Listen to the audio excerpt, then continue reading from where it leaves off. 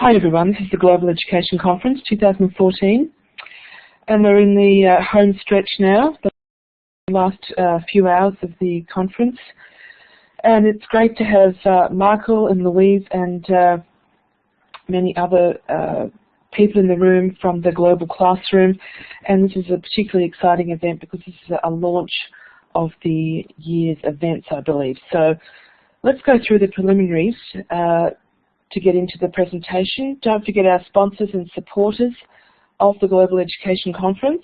Round of applause for all of these organisations. Thank you.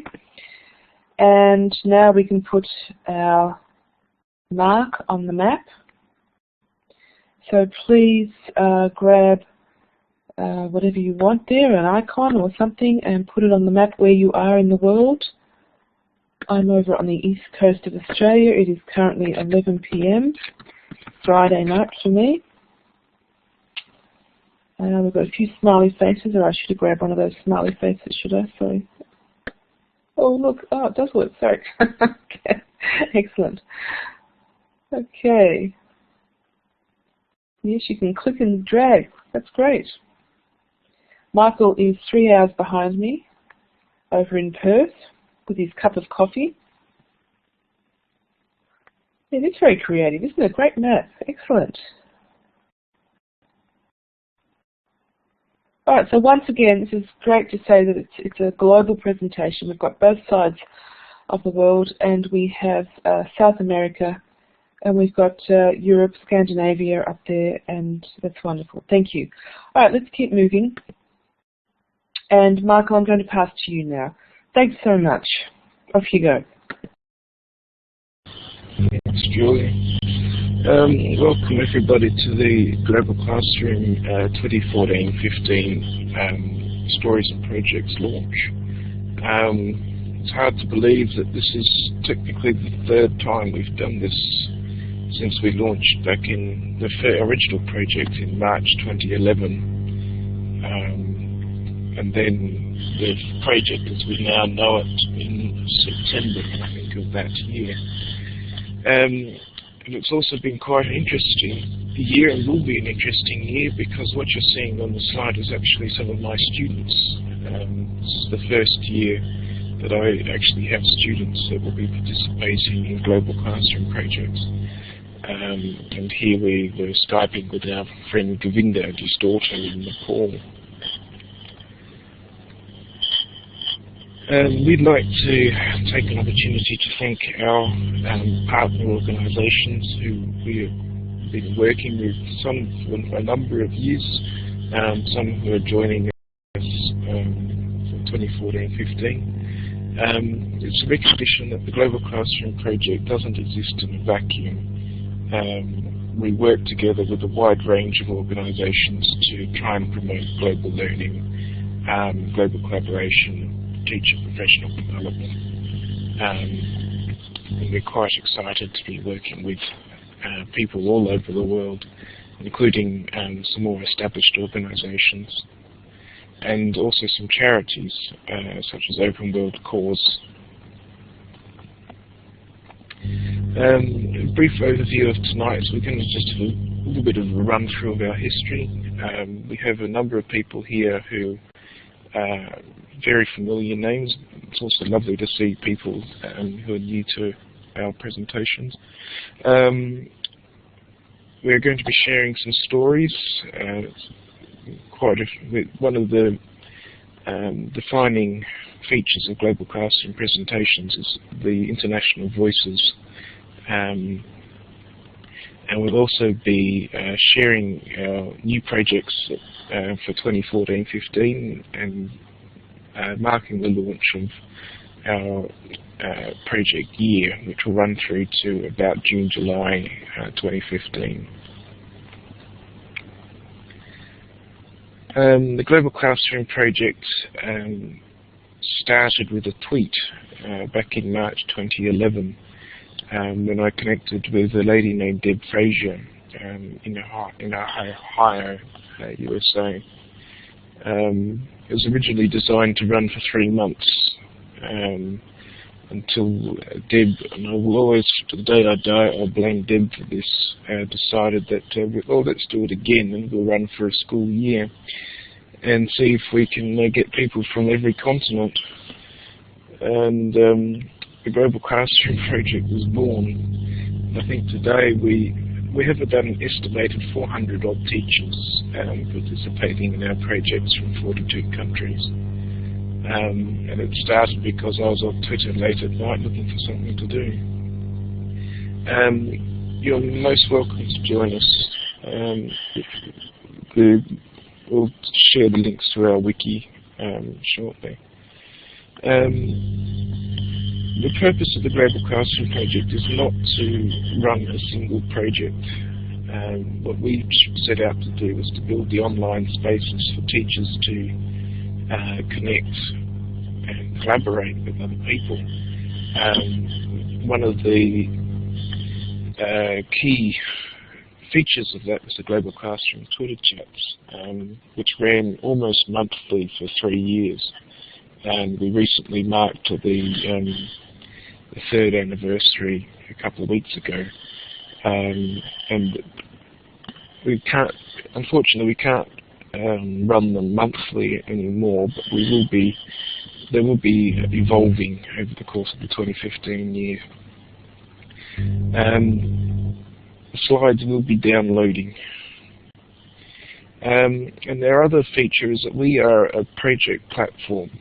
So teachers come to us with an idea, and we help them find the project partners and the network to build their own network and their own projects. Some of the examples of the projects we've run over the years was the KidSpeak voice thread, which was actually the original Global Classroom project was done around the voice thread.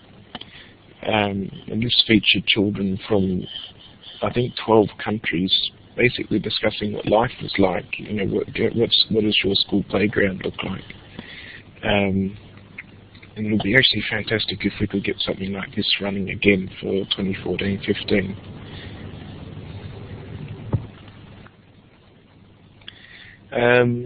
One of my personal favourites is the Penguin Science Project, which runs annually. I had to try and get in touch with Stefan and see if it's running again. But we actually have the ability to Skype with Antarctica, and one of our teachers will, I think if he is here, has actually participated in that project. Yeah, unfortunately for us, the Penguin Project runs during our Christmas holidays, so I'm not entirely sure if I'm going to manage to squeeze it in, but I'm going to try. The Malala Project was a project that we, I think, ran in 2012-13. This was by Heidi Hutchinson. And this was a project which was quite one of our unusual ones. It took a topical issue, but it encouraged children around the world to reflect on what education meant to them. And the results were quite beautiful, actually. Another amazing project was Karen Stadler's Travelling Rhinos project, which saw, I think it was 4 or 5 stuffed rhinos travelling the world to raise awareness of rhino conservation. Many of the people in this room have participated in that project, and it actually won the ISTE Online Learning Award last year, which we were absolutely thrilled about.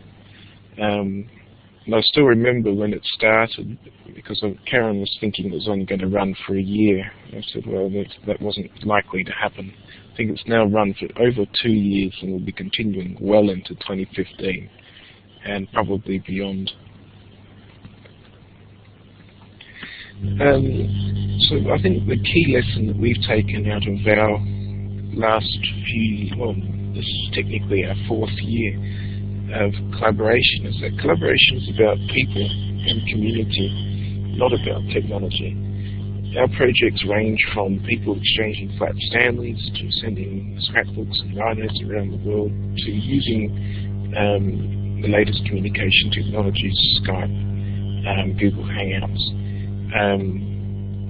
It's a matter of where people are comfortable and taking them from where they're comfortable, but also moving them towards using the technology to flatten their classroom walls.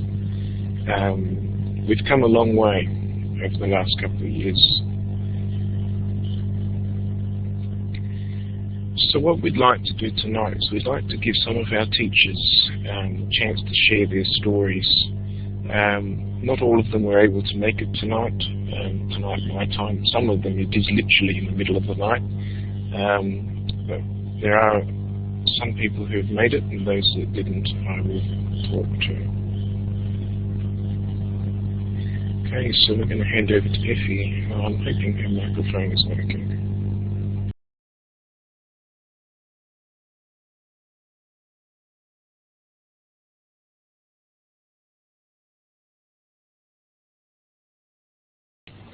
Okay, we might come back to Effie. She's here, but not listening. She'll shoot me for that afterwards. Okay, I'm not sure if Lin Lin was able to make it tonight. Okay, so Effie's finished. Okay, we'll come back to Effie. Lin Lin is one of our teachers who actually joined us back in 2011. And I'll never forget teaching Lin Lin how to blog. I had no idea that through teaching a person how to blog that they would go on to transform their way they taught, to enable them to get a position in another school where global collaboration is welcome. And I believe just the other week she was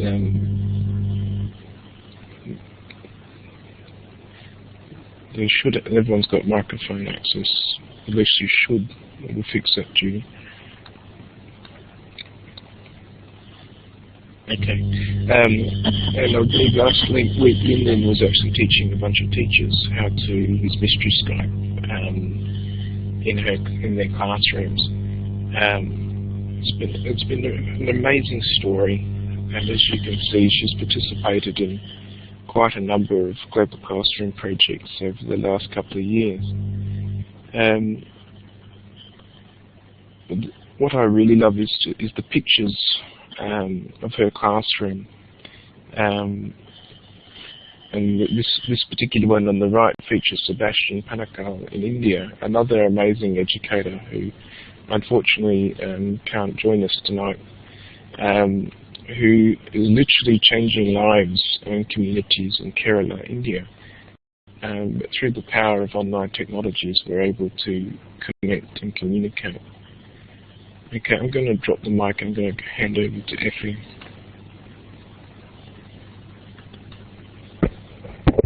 Thanks. Can you hear me? I was wondering. Good, good. Thank you, Louise. All right, Effie. Is it now? What can I do? Let me configure my sound so you can hear better. Oh, I can't.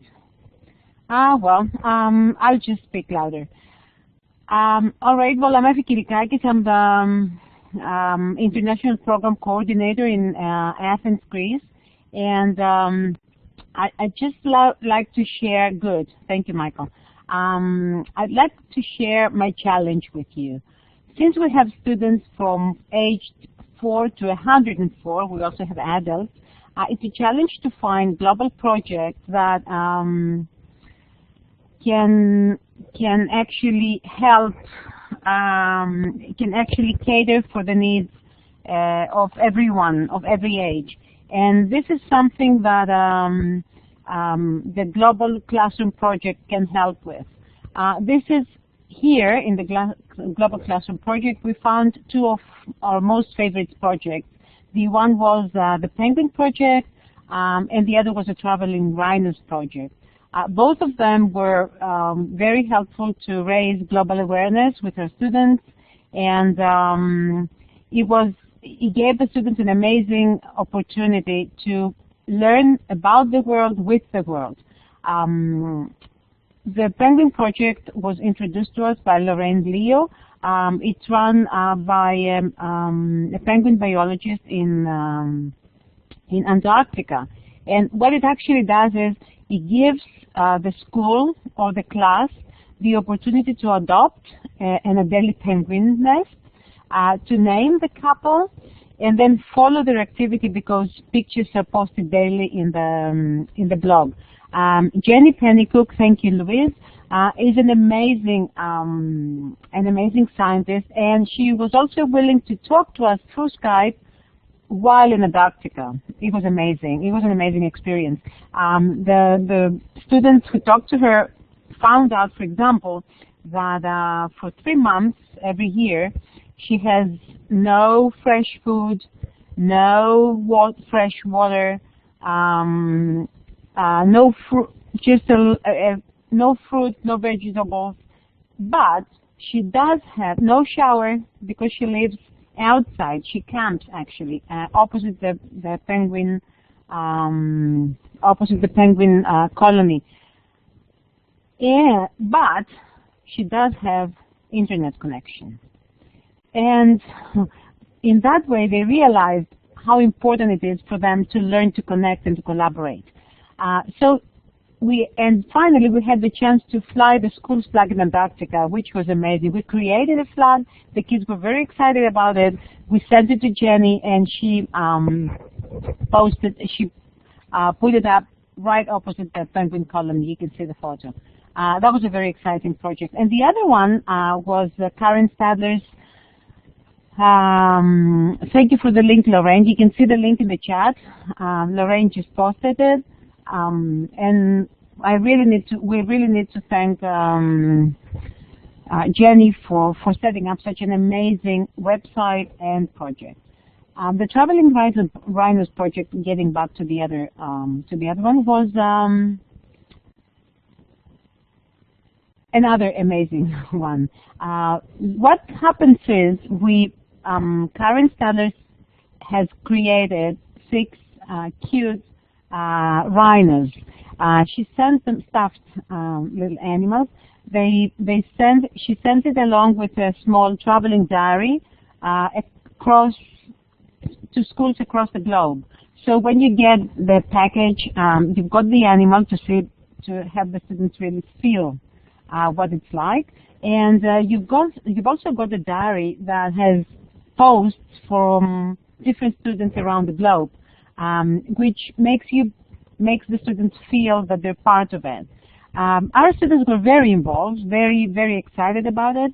They actually created posters and banners, and they took to the streets to protest against rhino poaching, which has reduced the population of rhinos to a few hundred around the globe. Well, these were 2 of the projects we did, and I'm very grateful to the Global Classroom Project. It's an amazing opportunity to meet like-minded educators and help your students grow as citizens of the world.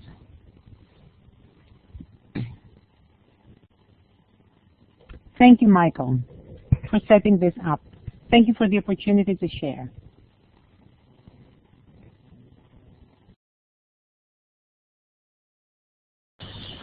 Thanks, Effie. It's fantastic to hear, and quite special to hear the voices of those that we're working with. We really appreciate you coming online today to share your story. This is from Robin Tiessen in Canada. I got a tweet from Robin the other day to explain that given that it was midnight in Surrey, British Columbia, she was very unlikely to be joining us. But Robin's story focuses on 2 high school students in the United States who decided that they were going to raise funds to ship water filters to the SAV school in Nepal. Now, when I first met, I was I was working with Garrett. And when I first met him, I thought he was a teacher. And I got an email back from him one day. He was apologising for the delay because of his exams and his studying. And I said, "Oh, you're a teacher?" No, he was actually a senior student at his school. And these two students set up Project Purus, an organisation which they are working on building into a not-for-profit to send water filters. And for the students of Nepal, which you can see in the picture on the bottom right, this was the first time that they'd actually had clean water in their village. And it was amazing it was absolutely amazing to work with high school students, which was a very, very first time for us, and help support them through our global network to bring their ideas to reality. And honestly, these students are going to become future leaders, and we're very proud to work with them. They actually presented at the Global Classroom closing webinar, and I think possibly our launch webinar last year. And I'm hoping that they continue with their work, although now they've finished school. Robin's key project is the Global Genius Hour project, which has now run for well over 2 years. And is involving about teachers from about 42 schools, exploring Genius Hour projects. The Global Genius Hour and just the Genius Hour idea is something that I'm hoping to explore in future. Basically it's based on the idea that you can give students an hour a week to follow their passion, to create something. Could be a website. I'm actually not sure that people in this room you can give a much better explanation than I can. But this is one of the Global Classroom projects that continues to go from strength to strength. And I'm hoping someone will be able to drop the link to the Genius Hour wiki into the chat. I don't have it to hand, unfortunately.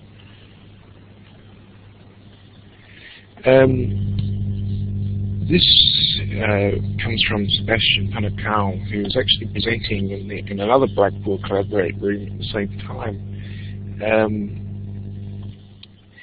Effie, I can get you to do. I can go over to you in a moment, okay? And just very briefly, Sebastian works in Kerala, India, and is helping to connect people in his community with the world, including Skyping grannies. Some of his projects are quite amazing, and I hope that you can go and catch the recording of his session, because it's well worth connecting with. Okay, I'm just going to take you to Effie. We're just going to skip ahead because Effie's got to go. Okay, so this is going to be one of our 2014-15 projects. Effie, over to you. Thanks, Michael. The Sunny Thought in Action Global Project is actually a sequel to the very successful The Sunny Thought in Action Global Project. Just a few words to introduce the idea. Positive thinking is very important to me as a person, and I think that people with positive thinking are much more better friends, better educators, and can have a much happier personal life. So a few years ago, when the financial crisis hit Greece, we could see the smile disappear from our students' faces. We could see families struggle to make ends meet, and this was affecting the kids because they were used to having everything. They were used to having double and triple of everything they wanted, and they had more than they needed really. So having less was a real problem for them. So we decided to help them focus on the positive side of their life by creating the Sunny Thoughts project. It had tremendous effect around the globe. We had more than 20 schools and classes around the globe take part. Thank you very much. So this is, thank you, Luis. This is the Sunny Thoughts in Action project, and there's also and that's where you can find the Sunny Thought link as well, and in the chat. Thank you, Luis, and Michael. So we thought that it's a very good idea to go on to take this project one step further by helping our students focus not only in gratitude, which was the first project's aim, but also in how they can develop empathy towards others, how they can have an active attitude towards helping peers when they are in need. So this project is running this year. We've already started creating content at Witness Education. The language school, I'm the global project coordinator at, and you'll soon find content in the wiki. Everybody is very, very welcome to take part, and if you need to contact me, my Google Plus account is Effie Kirikakis, and my Twitter handle is Winner Schools. You can also see the link to the wiki in the chat and here on the page. So thank you, Michael, for this for the opportunity to be part of this amazing group of educators. I'll see you all there. Bye. Glad to be working with you too.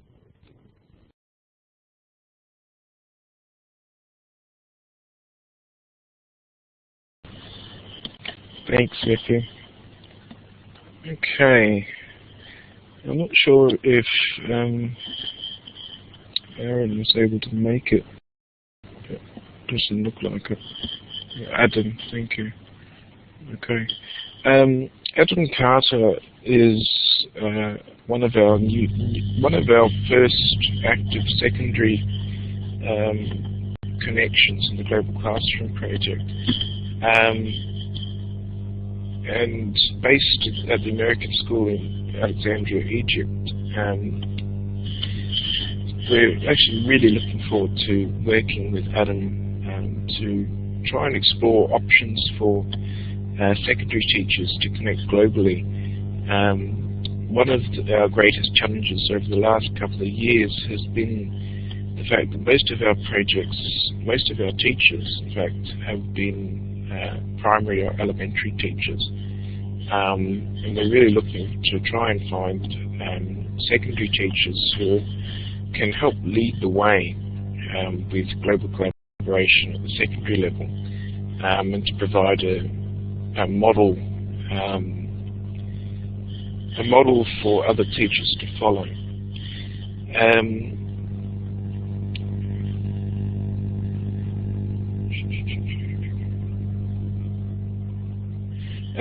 The way just responding to the chat here, the way our project works is that teachers bring their ideas to the Global Classroom community.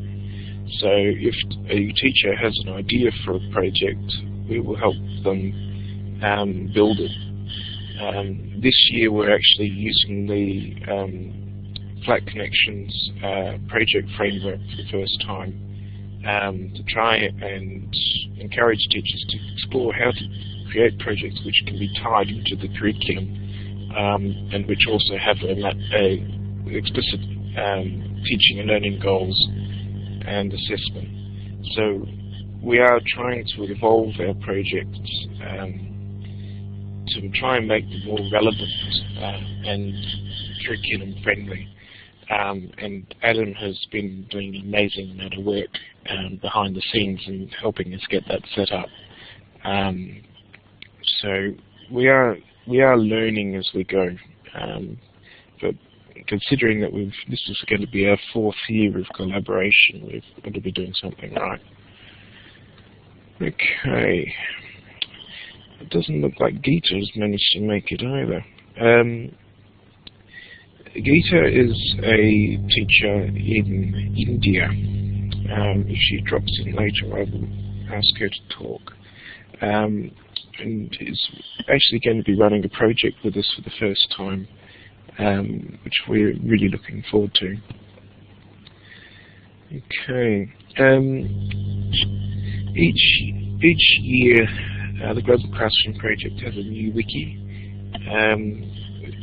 So we have archives for Global Classroom 2011, 2011-12, 2012-13, and 2013-14. So if you want to have a look at our past records of collaboration, our projects, you're most welcome to Google us and have a look. Our new wiki and new projects for this project year 2014-15 are available on the wiki here. And we're actually really quite happy to have some of our project leaders here tonight to launch their projects. Although it looks like one of them has just managed to drop out of the room. Okay, so we've talked. Effie has shared hers. This is from Geeta in India. This is a global magazine where this is actually, I believe, it's a secondary project. So it's an online magazine where teenagers and students around the world can contribute to. And they will be published online with a link there. So I'm not sure if Geeta is on Twitter, but you'll find the full details on our 2014-15 wiki. Okay, looks like Jancy's just managed to come back just in time. I'm hoping you have a microphone. So I'm going to drop the mic to see if she can talk.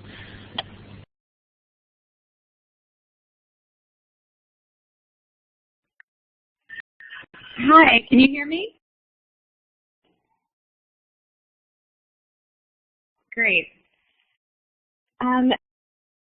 This is my first time joining the Global Classroom Project, and I'm really excited this year. I'm the learning coach for the elementary school at the American International School in Riyadh. And for the past 5 years, we have a Week Without Walls in February. And it's great for the middle and high school students because they get to travel to other countries and they do lots of great service projects.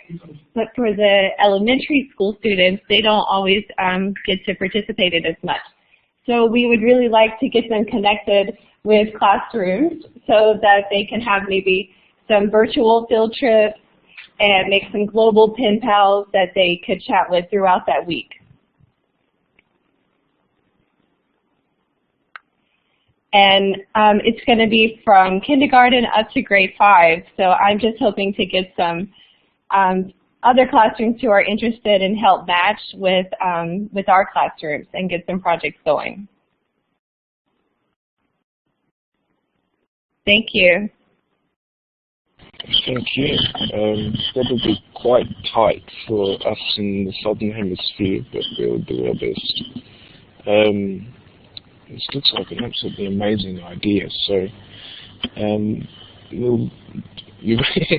Louise says, you won't have any problem finding partners for this, I can guarantee you. Something to look forward to. Okay. I'm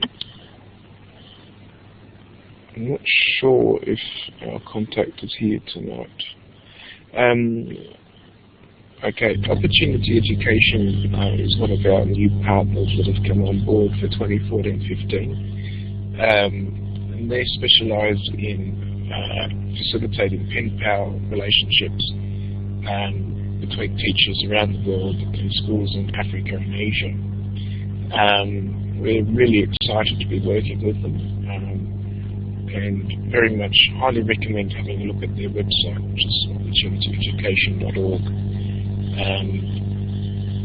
And again, these slides will be shared on our blog afterwards, so you don't need to worry about trying to save them, or you can save them at the end of the session. Okay. Has Heidi managed to get in? Not yet. We might come back. Heidi Hutchinson has tweeted me saying that she's on her way, so I'll come back. I believe we have our the Not Perfect Hat Club lady here. Can't see her. No, hang on. Okay, I'm going to drop the mic, Jenna.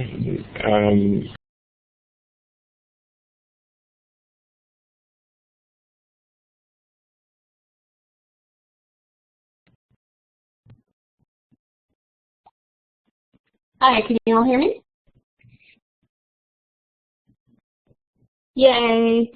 So I'm not sure how many people are familiar with Critterkin, but it was started about 2 years ago as a children's book series that I then started reading to kids in classrooms and never imagined that it would have the effect that it did. The idea is to teach kids emotional literacy, skills like kindness, compassion, and respect. And if you break the word Critterkin down, of course, it means animals or family. So this year we're starting something new and unique, and we're just very excited about it because we get to be with the Global Classroom Project. It's called the Not Perfect Hat Club. And the idea is that every kid is perfect just as he or she is already, and that we don't need to impose standards that say that everybody's perfect in a certain way, and that our job is to help each child find his or her own way of being perfect. So how this happened was I was in a classroom reading one of my stories, and we always draw at the end. And every time I would start to draw with the kids, they'd say, "Oh, my drawing's so awful, I can't do it, it's too hard, I'm a terrible artist." And I just, no matter how many times I said to them, "Guys, you've never drawn before, you're doing great, da-da-da-da-da," never worked. So finally one day, when I logged in, I had this goofy green straw hat, it's all sun bleached and dirty and everything. I jammed it on my head and I said, "I have my not perfect hat on today. What do you think that means?" And so they kind of looked at me really funny, and I said, "Well, is it okay to be not perfect?" "Well, yeah," they said. And I said, well, so what does it mean to be not perfect?" Pretty soon they really got into it and were telling me what kind of hats they had, and the next time I logged in, they had their own hats, as you could see. And the whole idea just evolved, and so now the kids are telling me stories about why and how they're not perfect. And so I thought, well, what the heck, let's make this into a global project where kids can not only draw and make their hats, but tell the stories of how they're not perfect. So we'll read stories to kids, we'll do artwork with them, helping them design their hats, and then we'll give them an opportunity to write and share the stories with other kids around the world. So that's the basic idea behind it. And I'm just absolutely thrilled to have met Louise, who is the person who urged me on with her kids.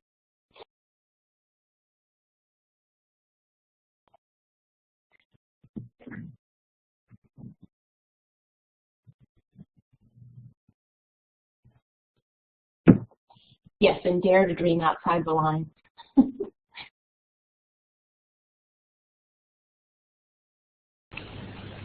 Now this promises to be quite a beautiful global project.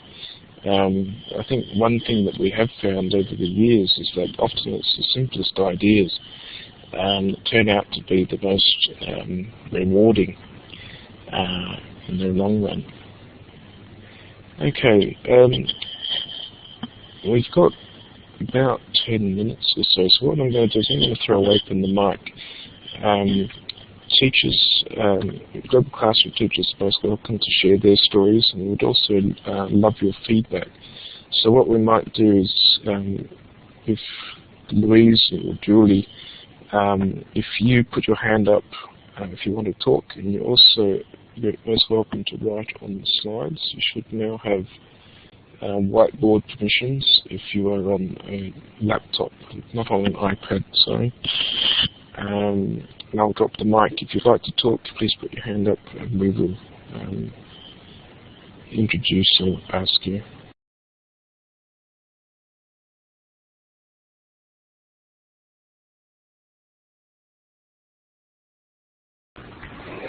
Michael, I just wanted to sort of talk about the logistics of the wiki and how it's working.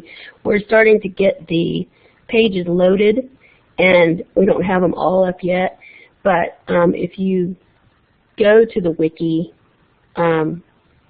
you can see the projects. We have them all listed by target age groups this year, and then on the very front page it has the information. If you have a project proposal that you would like reviewed and possibly included on our wiki this year, there's the form that you fill out, and it does follow the flat connections format that Adam Carter created for us. And so if you are interested in creating a new project, please go there and fill out that form. And if you still have a project that we are reviewing, we need to get your page up. The idea is that you put your own page up, but I'm certainly glad to help do that and help assist in that as well. So again, we still have a lot of projects that are still not even up yet, and I'm really looking forward to some of the projects that we have in store for this year, because they're just getting better and better. And by using the flat connection format, it's just making them so much more in depth. And I think the project leaders are having to be a little bit more thoughtful about how they're creating these projects. So kudos to the Flat Connections format, and I'm looking forward to an awesome year with the Global Classroom Project.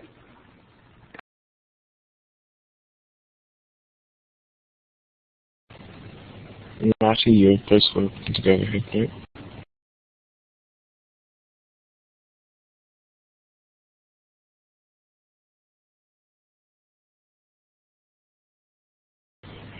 If you're not sure how to talk, you'll find your microphone button. It's usually at the top left of your screen, and it's got talk on it. If you're having trouble, just drop something in chat.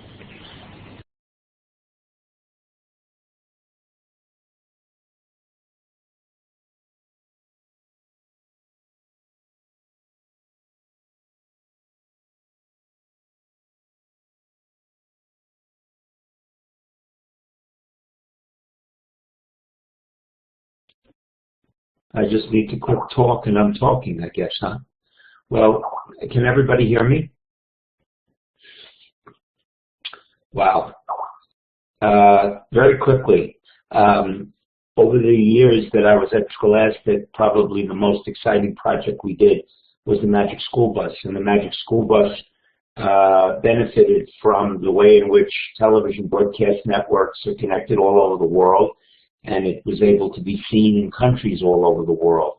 What's so exciting about this moment in this particular project is that through the Global Classroom, we become our own broadcast network, and we can connect with each other globally around the world and bring wonderful projects and wonderful ideas to children everywhere, just because we can. That's what's wonderful about the internet. So we're able to do things that are in Nairobi, India, Canada, US, and globally. And for me, in this 70th year of my life, to see this kind of opportunity to go around the world with the wonderful ideas that are being discussed today is just probably the highlight of what I've seen evolve over the last 60 years in broadcasting. Bravo.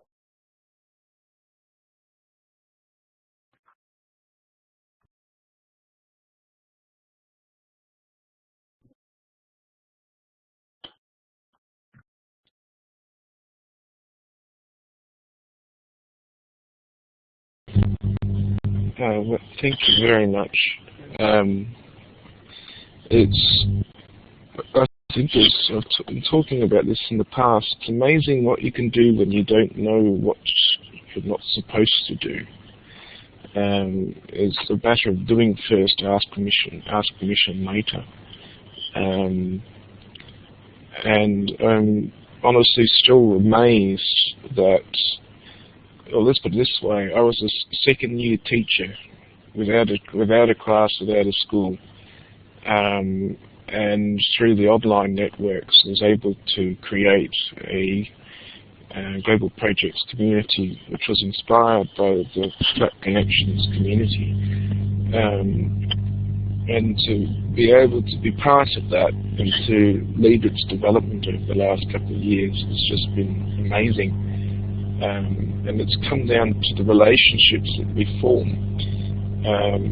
And I'm looking forward to hopefully meeting some of our key collaborators if we get our SD proposal approved for next year. I'll actually get the chance to meet some of the people I've been working with. I've met some of the people in this room. There's some that I would dearly love to meet, even if it means I've got to travel halfway around the world to do so. Okay, anyone else wants to talk? Or if you're most welcome to leave some feedback on the slide for us. I'm hoping you have whiteboard permission, so if you go to the, you'll have a little bar on the side, and if you go down to the fourth one, which is the A, you can leave a text comment on the whiteboard, which we will share later. Hi Maria. If you've got a moment, you're most welcome to pick up the mic and have a chat.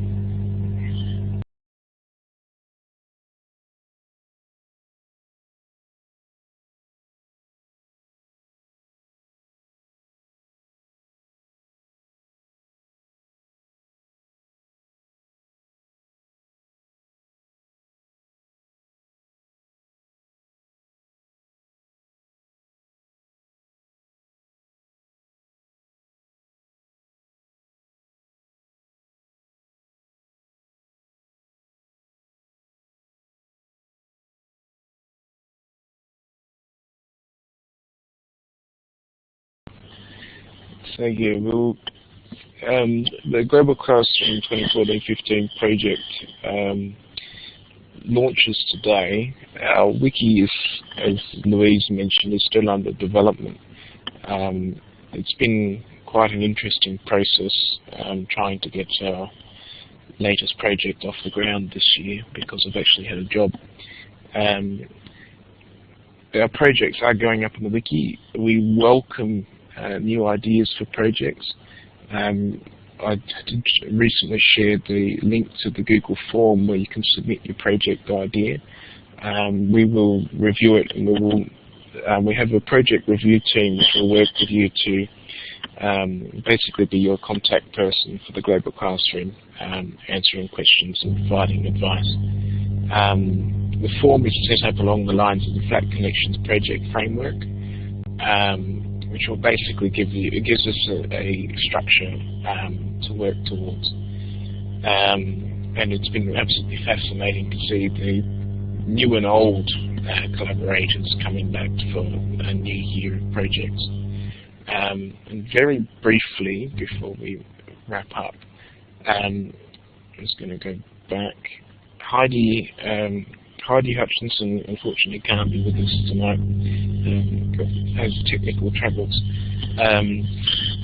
Heidi is launching a brand new project-based learning project called Revolutions 101. Heidi is basically pioneering the project-based learning model in the Global Classroom project. Last year they did a project around the one and only Ivan, and created a collaborative ebook which is now published on the iBook store. So this is a project that's well worth checking out if you are interested in exploring revolutions around the world. and it's targeted at grades 4 to 12. Okay, so as we officially launch Global Classroom in 2014-15, we'd just like you to leave you with a quote, which was first brought to my attention by Maria from Argentina. And it's one that has resonated with me. So the world needs dreamers and the world needs doers. But above all, the world needs dreamers who do. And I'd like to think that we are those dreamers. Thank you very much, everyone, for coming. We greatly appreciate your support, and we're very much looking forward to working with you through 2014-15.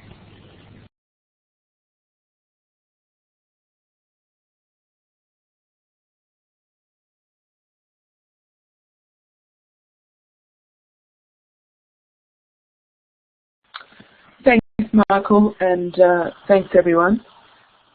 Great session, and it's great to see all the different projects, and best of luck this year for the Global Classroom project. Look forward to hearing the outcomes.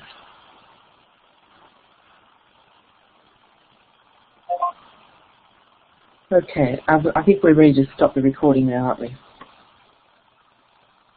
Yep.